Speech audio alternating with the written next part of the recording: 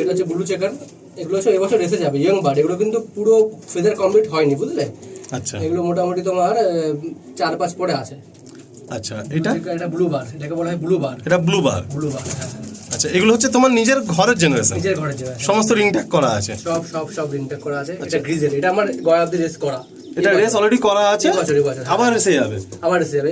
আমাদের তো দু রকম দিয়েতে রেস হয়, ইয়ং বার্ড, ওল্ড বার্ড। মানে যেমন এই বছরের পায়রাগুলো শুধুমাত্র গয়া অব্দি রেসে যাবে, মানে কাউন্টিং, ঠিক আছে? ওল্ড বার্ডও দিতে পারি, কিন্তু ওল্ড বার্ড যেগুলো আছে সেগুলো পার্টনার থেকে কাউন্টিং হয় 515 কিলোমিটার থেকে। আচ্ছা, এটা ব্লু বার। এটা ইয়াং বাচ্চা মনে হচ্ছে, 1-2 বছরের বাচ্চা মনে হচ্ছে। হ্যাঁ, একদম, মানে 1 বছর এখনো হয়নি মনে হচ্ছে।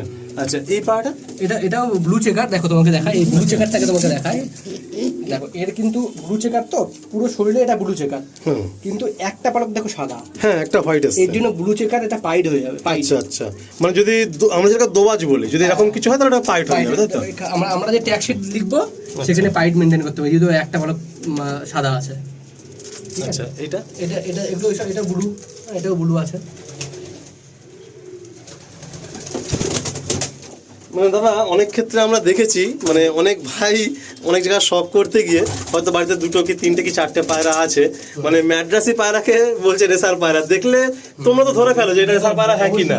প্রচুর ভুলভাল ভিডিও ইউটিউবে আসছে, দেখি ফেসবুকে ছাড়ে। হ্যাঁ, কোয়ালিটি মেইনটেইন কিন্তু হয় না, মানে এরকম একটা যে প্রপার তাদের পেডিগ্রি রেখে একদম ব্লাড লাইন রেখে যে মেইনটেইন, এটা কিন্তু সবার কাছে কিন্তু নেই রেসার পায়রার মধ্যে। বড় দেখো, ছোট বড় কথা এরকম ভাবে কাউকে বলিনি, এখনো বলতে ভালো লাগে না। হ্যাঁ, কিন্তু ওই ফেসবুক বা ইউটিউবের চ্যানেলের মধ্যে এসে 2-1টা বড় আবেগে কথা বলে না, তারা বলে দেয় যে রেসিং পাড়া, এটাকে যেমন ডাক চেকার বলা। দেখো ডাক চেকার, এটা ডাক চেকার মানে একদম ডিপ নেচিয়ার মধ্যে ডাক চেকার। বাহ, এটা মানে অ্যাডাল্ট না? এটা না, সব বছরের বাচ্চা, এই বছর সব 26-এর বাচ্চা। বাহ, এই কালারটা দেখুন। যে আমি যে মিলি পাড়ার গল্প বললাম, হ্যাঁ, সেটা তার বাচ্চা। আচ্ছা, এই একটা দেখুন। এটা ডাক চেকার। আচ্ছা, এখানে একটা লফট লেখা, মানে আপনার কি কোনো লফটের নাম আছে? Is fusion loft. আরেকবার একটু শুনবো। আচ্ছা, আইএস লফট। আচ্ছা, ইন্দ্রজি সরকার লফট, তাই তো? Is loft. বাহ, দেখুন।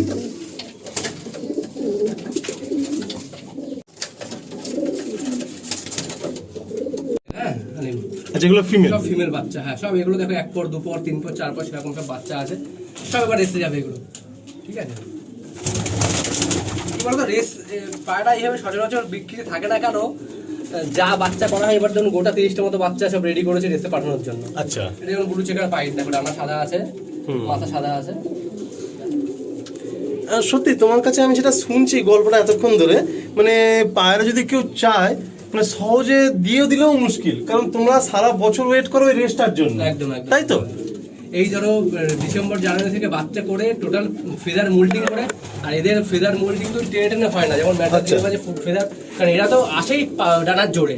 আচ্ছা, ঠিক আছে, তো এখানে তো ফেদার মোল্ডিং তো ওইভাবে নিজেদের থেকে ওদের করাতে হবে, ঠিক আছে? সেইভাবে সিস্টেম আছে, সেইভাবে স্নান দিয়ে পায়রা কিছু ফ্লাইং কখনো বন্ধ রেখে, ঠিক আছে? তো সেইভাবে ওদের ফেদার মোল্ডিং করাতে হবে, দিয়ে এবার আবার নভেম্বর ডিসেম্বরে আমাদের রেস, ডিসেম্বর থেকে রেস, সেই রেসে এই পায়রাগুলো যাবে। ব্লু বার। আচ্ছা, এটা হচ্ছে ব্লু বার। এটা ইম্পোর্ট করা আমার আনা পায়রা, বুঝলে? এগুলো সব রেস উইনার। আচ্ছা, একটা রেস উইনার যা আছে। আমি পায়রার সংখ্যা হচ্ছে আমার থেকে অনেক বেশি পায়রা আছে কলকাতাতে, কিছু সেন্টারের ঘরে। কিন্তু দেখো কোয়ালিটি যে কটা তুমি পায়রা দেখাবে, এটা জানাটা দেন, যে জানারদার মানে ফেমাস যে আর কি রেসের পায়রা। এখন তো অন্ধকার হয়ে গেছে, আমি চোখ দেখাতে পারতাম, ঠিক আছে? এটা হচ্ছে, এটা ব্লু বার, তাই তো? ইউরো। হ্যাঁ, যদি জেনারেশন ব্লাড লাইন জিজ্ঞেস করো, ওটা ইউরো। হ্যাঁ, এটারও একটু অ্যান্টিক। এটা হচ্ছে তোমার ব্ল্যাক, ঠিক আছে? আমার ব্ল্যাক মাম্বা যে রেস করা পায়রা, এটা সেই লেভার রেস করা পায়রা যেটা দেখালাম, এলাহাবাদ রেস। এটা ব্ল্যাক মামা। এটা ব্ল্যাক মাম্বার মা। আচ্ছা, ব্ল্যাক মাম্বার মা। Black mamba. আচ্ছা, এটা তাহলে পাইট হয়ে যাবে, তাই তো? এটা হ্যাঁ, এটা ডিপ চেকার পাইট। হ্যাঁ, ডাক চেকার পায়রা। আর এই পায়রাটা এটা তো ডিফারেন্ট টাইপের। ওটা গ্রিজেল। এটা গ্রিজেল। এও কিন্তু নিচে গয়া 458 কিলোমিটার অবধি রেস করা, মানে 200 kilometre Asansol, Jhajha 350 kilometre, Gaya 458 kilometre race করা নিচে। এটা আমার ঘরের বাচ্চা। হ্যাঁ, এটা স্টক করে দিয়েছি ব্রিডিং এর জন্য, এটাকে রেখেছি। এবারে দাদা ব্রিডিং সেকশনে আমরা চলে এলাম। আমার তো সব সিঙ্গেল রাখা, দেখো পেয়ার দিলেই মানে সাথে সাথে পারে এইভাবেই রাখা, মানে এইভাবেই ফিট অ্যান্ড ফাইন রাখা, যে পেয়ার দিলেই ওরা সাথে সাথে পেয়ার। আচ্ছা, এটা যেমন নর তেমন ফিমেল, দুটোই কিন্তু সেম টু সেম লাগছে।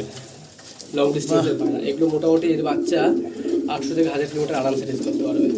এর কিন্তু ফেদারের সাইনটাই আলাদা। সেরকম যত্নে নিশ্চয়ই আছে আর কি। দেখুন অনেক এক্সপেন্সিভ তো, এই সমস্ত পায়রা ধরো এক পিস পায়রা আমার 30-35 হাজার টাকা করে একটা পায়রা আনা, ঠিক আছে। সেরকম যত্নেও রাখতে হচ্ছে। না হলে তো এক্সপেন্সিভ জিনিস তো, এই জেনারেশন তো একটু হাতছাড়া হয়ে গেলে তো পাবো না, টাকা তখন থাকলেও পাবো, লোকে দিতে চাইবে না। পায়রা সমস্ত সিঙ্গেল আছে, জাস্ট আমি বললাম যে দাদা একটু পেয়ার আপ করে দেখানো হোক। এরকমভাবে এই রেস্ট রুমে পায়রাগুলো 5-6 মাস 7 মাস থেকে যাবে, কারণ একবারই ব্রিডিং করে সেই বাচ্চা রেডি করে অ্যান্ড তাদেরকে প্র্যাকটিস ট্রেনিং করে সারা বছরের পরে রেসে দেওয়া হয়। তো সেই জন্য মানে পায়রাগুলো জোড়ার মধ্যে নেই। অ্যান্ড বাস আপনাদের শখ করানোর জন্য দাদাকে রিকোয়েস্ট করেছি, যাতে আর কি আমার হাত দিতেও কেমন মায়া লাগছে। তো এই হচ্ছে আর একটা পেয়ার। যখন যখন হচ্ছে পেয়ার বছরে ডিম বাচ্চা শুরু করে দেবে, পুরো ফুল অ্যাক্টিভ হয়ে আছে পায়রা। এই ফিমেলটা আমার 1000 কিলোমিটার রেস করা, মানে আমার ঘরের না, এটা আমার আনা মান্ডিয়া বেশি করে পত্তনম থেকে কেনা। আর মিলটা হচ্ছে ফিনেমা আর গিলবার্ট লাইনের। আচ্ছা, আমাদের কলকাতার থেকে মানে সাউথ ইন্ডিয়াতে কি রেসিং পায়রার চর্চাটা বেশি? অনেক বেশি, অনেক বেশি। আচ্ছা, আর আমাদের নিয়ারেস্ট কান্ট্রির মধ্যে বাংলাদেশে একটু চর্চা বেশি না? দেখো আমাদের ইন্ডিয়াতে সিআরবিসি হচ্ছে মাদার ক্লাব, যদি রেসিং এ বলা হয় মাদার, আচ্ছা। এখান থেকেই শুরু, সব আচ্ছা। ক্লাবের হাতে করি এখান থেকে। আচ্ছা। কিন্তু মানে সেই ঠিকঠাক পরিকাঠামোর অভাবে এই ক্লাবগুলো এখন ঢুকছে, বুঝলে। কারণ ম্যাটটাদের দিকে সবাই তো খাটনি কম, ঠিক আছে, ওইখানে শোটা বেশি, হ্যাঁ, সেই সমস্ত জন্য ওইগুলোতেই সবাই আছে। কিন্তু এখানে তো তোমার হচ্ছে। আচ্ছা, পাকিস্তানে কেমন এই পায়রা নিয়ে চর্চা? মোটামুটি আছে, পাকিস্তানেও এই পায়রা আছে, মানে আমাদের নিয়ার কান্ট্রিগুলোতে আছে। আছে। বাংলাদেশে তো প্রচুর, বাংলাদেশে প্রচুর, ঠিক আছে, বাংলাদেশে। আচ্ছা, এবারে কি দেখাচ্ছ? ওই সেই ব্ল্যাক মাম্বা। আচ্ছা, এইটার কি নামটা এসছে ওই রকম ভাবে, যে দেখতাম ডেঞ্জার বলে নাকি? পুরো ফুল জ্যাকের মধ্যে মাথা, ডেঞ্জার প্লাস এর মানে রেজাল্টও আছে। এই বাচ্চা এবছর আমার ঝাড়াতে প্লেসমেন্ট পাওয়া এই বাচ্চা। আচ্ছা, এই যে এত কিছু আমরা নাম শুনছি, ফিউচারে কি এরকম কোনো ইচ্ছা আছে তোমার নিজস্ব একটা কোনো পেডিগ্রি কিছু বানানো হবে? হ্যাঁ, ইচ্ছা আছে না? হবে অবশ্যই। আচ্ছা, মানে কোনো ভালো রেজাল্ট হওয়ার পর সেটা হবে। আচ্ছা আচ্ছা আচ্ছা। বাচ্চার কালার দেখো কত সুন্দর এসেছে। কিন্তু মাকে সিঙ্গেলে রাখা হচ্ছে, বাচ্চাকে হ্যান্ড ফিড করা হয়? না না না, বাবা খাওয়ায়, নিজে খাওয়া শিখে গেছে। বাবা যেটুকু খাওয়াবে। হ্যান্ড ফিডিং করলে বাচ্চা তোমার কি বলতো ব্রয়লার মুরগির মতো হয়ে যায়। আচ্ছা, হ্যাঁ, নিজে থেকে খেয়ে নিজে থেকে বাবা খাইয়ে যে একটা নিজের যে একটা অ্যাক্টিভনেস বা নিজের যে একটা স্ট্রং হওয়া, হ্যান্ড ফিডিং করলে ও পায়রা। মানে অনেকে কস্টলি পায়রার ক্ষেত্রে দেখেছি আমি হ্যান্ড ফিডিং এ বড় করে, কিন্তু তুমি হচ্ছে তোমার পায়রা দিয়েই পায়রাকে বড় করো, তাই তো? ওরকম ভাবে খাওয়ানো হয় না। পেয়ার আপ করছেন দাদা, পায়রা মানে ফুল অ্যাক্টিভ, যেমন নর তেমন মাদি। আর সব থেকে বড় কথা দাদা, তোমার লফটে আমি যা দেখছি ফিমেল গুলো কিন্তু ছোট না, মানে ফিমেল গুলো কিন্তু নরের মতোই সাইজ। দেখুন, বাপ মা এরকম হবে তো তার জেনারেশনটা সেরকম আসবে না। ব্রিডিং পায়রাগুলো একটু যদি সাইজ বড় হয় না, বাচ্চা ভালো হয়। আচ্ছা আচ্ছা, একদম ছোট হলে বাচ্চা একদম ছোট ছোট। বাহ। আর আমরা সাইডে এই একটা দেখবো, এটা ডিপ চেকার পায়রা, এটা মিটিং করে নেবে, আমরা পায়রাটাকে একটু রিল্যাক্স করে দিই, কারণ এক্ষুনি নাহলে মিটিংয়ে চলে আসবে, এত অ্যাক্টিভ হয়ে আছে। দাদার ঘরে মোট 12 পেয়ার পায়রা, তার মধ্যে কয়েকটা গুটি কতক পায়রাই আপনাদের শখ করাচ্ছি। এখানে নর দেখুন, এই যে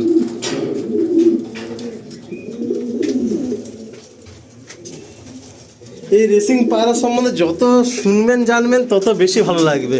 পায়রা তো আমরা শখ করাচ্ছি, এই দেখুন একটা সেট, দেখো বাচ্চা যখন লাস্টে একদম এর বাচ্চা করেছি, ঠিক আছে। আচ্ছা, এইবার যাতে বাচ্চা বেশি না হয়, আমি কিন্তু একটা ডিম দিয়েছি, দেখো একটা ডিমই দিয়েছি। হ্যাঁ, নিচে যে একটা ডিম, লাস্ট একদম একটা বাচ্চা উঠবে মোটামুটি, তারপরে জোড়া ভেঙে দেবো। আর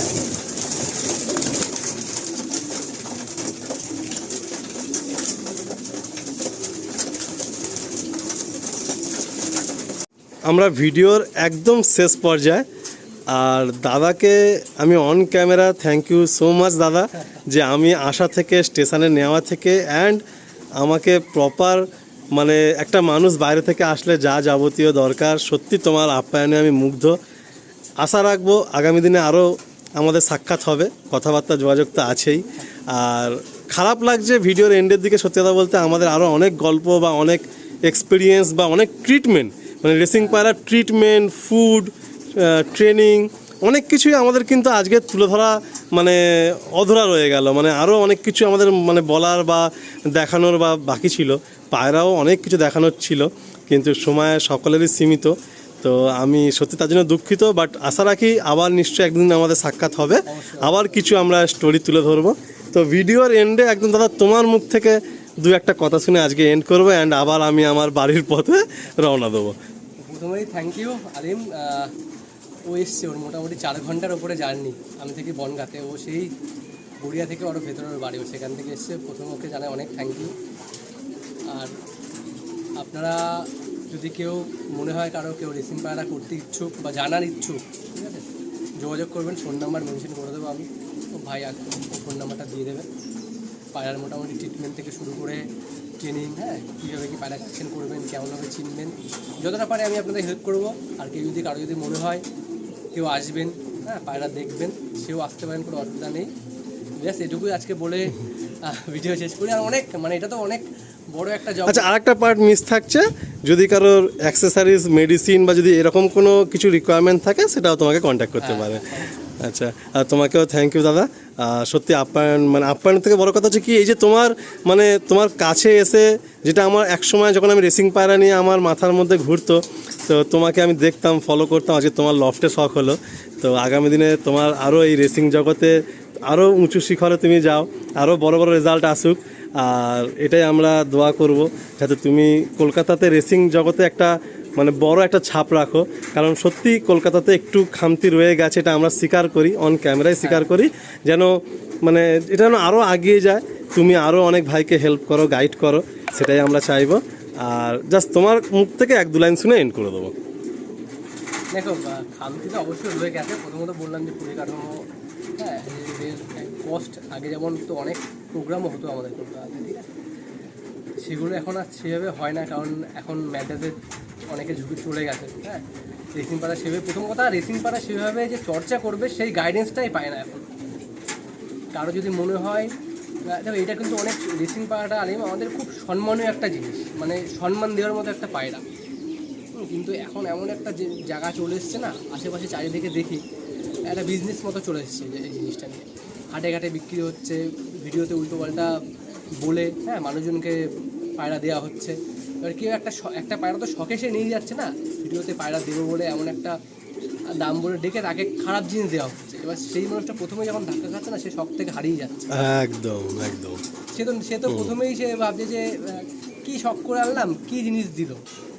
আর এটা যেহেতু কস্টলি, একটা বাচ্চা পায়রাও কিনতে গেলে মোটামুটি যদি কোনো ফ্যান্সের থেকে কিনে, আমি দাম উল্লেখ করছি না, মানে বলি না, তবুও আমি বলি যে কোনো একটা ফ্যান্সের থেকে গেলে মিনিমাম 5 থেকে 6 হাজার টাকা একটা বাচ্চার দাম দেবে সে।